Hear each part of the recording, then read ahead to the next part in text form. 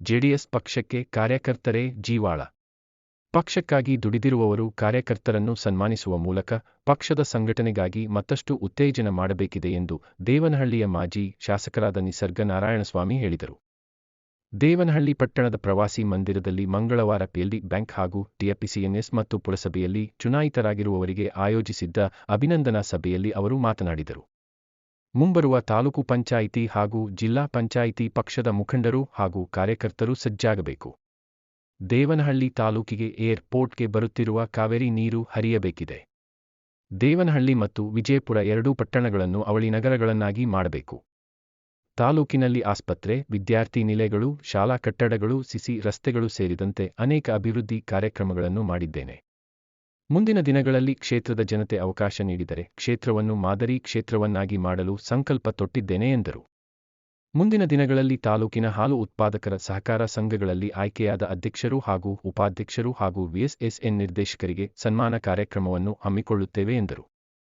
JDS ಜಿಲ್ಲಾಧ್ಯಕ್ಷ B. Munegowda, taluk ಅಧ್ಯಕ್ಷ R. Munegowda, ಪ್ರಧಾನ ಕಾರ್ಯದರ್ಶಿ ಜಿ.ಎ. ರವೀಂದ್ರ, ಜೆಡಿಎಸ್ ಟೌನ್ ಅಧ್ಯಕ್ಷ ಮುನಿನಂಜಪ್ಪ, ಪುರಸಭೆ ಮಾಜಿ ಸದಸ್ಯ ವಿ. ಗೋಪಾಲ್, ಮುಖಂಡರಾದ Doddasanne, Muniraju, S L. Narayanaswamy, Venkatagiri Kote Irappa, Mandibele Rajanna, Mahesh Kumar, Kalyan Kumar, Babu, JDS Vijayapura town ಅಧ್ಯಕ್ಷ ಸಿ. ನಾರಾಯಣಸ್ವಾಮಿ, ಪುರಸಭೆ ಸದಸ್ಯ Ravi, Prakash, IPS Muniraju, Asif, Dandiganahalli Narayanaswamy, Kamenahalli Ramesh, Patalappa, S. Bhimaraju, Devaraj, Hosahalli, T. Ravi, Jonnalli, Muniraju, Rajanna, C S M. Basavaraju, Chowdappanahalli, M.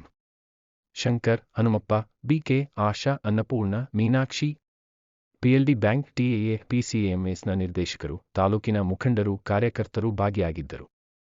M. Muninarayana, SPM news, Devanahalli. ಸಂತೋಷ ಆಗ್ತದೆ.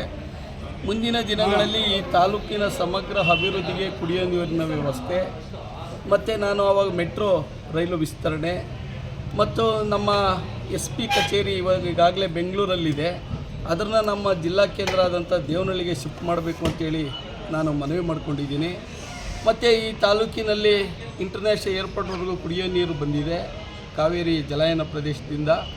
ಮತ್ತು ದೇವನಹಳ್ಳಿಗೆ ಅದು ವಿಸ್ತರಣೆ ಮಾಡಬೇಕು. ಮತ್ತು ದೇವನಹಳ್ಳಿ ತಾಲೂಕು ಮತ್ತು ದೇವನಹಳ್ಳಿ ಟೌನು ಮತ್ತು ವಿಜಯಪುರ ಟೌನು ಎರಡು ಪುರಸಭೆಗಳು ಇರ್ತಕ್ಕಂಥದ್ದು, ಎರಡೂ ಪುರಸಭೆಗಳನ್ನ ಒಟ್ಟುಗೂಡಿಸಿ ಅವಳಿ ನಗರ ಅಂತ ಘೋಷಣೆ ಮಾಡಿ ಏನು ಹುಬ್ಬಳ್ಳಿ, ಧಾರವಾಡ, ಗದಗ, ಬೆಟಗೇರಿ ಅಭಿವೃದ್ಧಿ ಮಾಡಿದ್ದಾರೆ ಅದೇ ರೀತಿ ನಮ್ಮ ತಾಲೂಕನ್ನು ಅಭಿವೃದ್ಧಿ ಮಾಡಬೇಕು ಅಂತ ನಾನು ಈಗಾಗಲೇ ಭಾಳ ದಿನಗಳಿಂದಲೇ ಸರ್ಕಾರದ ಗಮನ ಸೆಳೆದಿದ್ದೆ.